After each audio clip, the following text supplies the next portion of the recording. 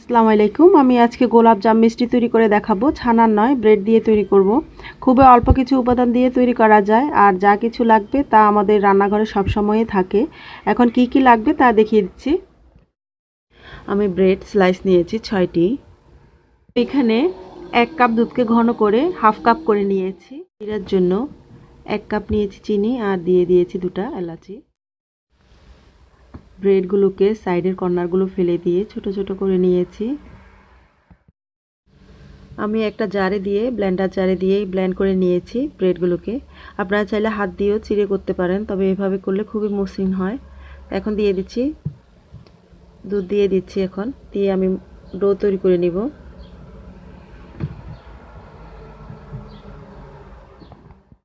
একটু করে দিয়ে ডো তৈরি করে নিব।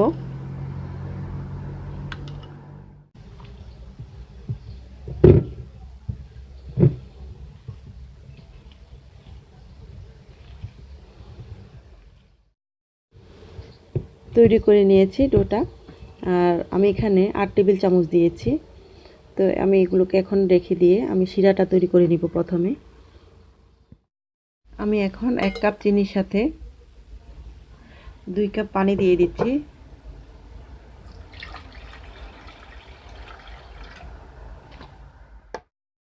চিনির শিরাটা যখন ফুটে উঠবে তখন আমি আগুনের আঁচটাকে একদম কমিয়ে রেখে দিচ্ছি চুলায়। আমি এগুলোকে ছোট ছোট ভাগ করে নিয়েছি আর হাতে সামান্য তেল লাগিয়ে নিয়েছি। এখন করে নিচ্ছি।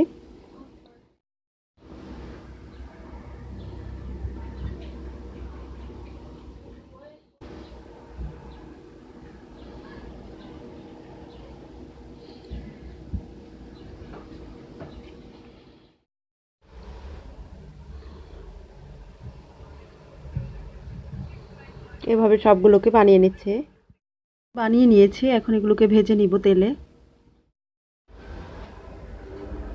তেলগুলো গরম করে দিয়ে দিচ্ছি এখন মিষ্টিগুলোকে।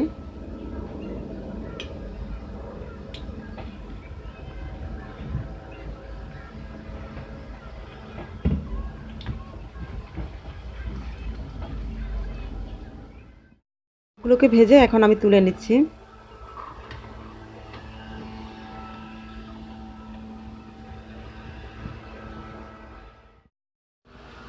সবগুলোকে ভেজে তুলে নিচ্ছি।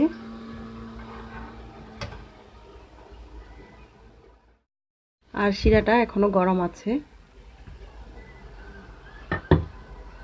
এই শিরায় এখন দিয়ে দিচ্ছি মিষ্টিগুলোকে, দিয়ে আগুনের আঁচটাকে বন্ধ করে দিব আর 2 ঘন্টার জন্য এই শিরায় রেখে দিব।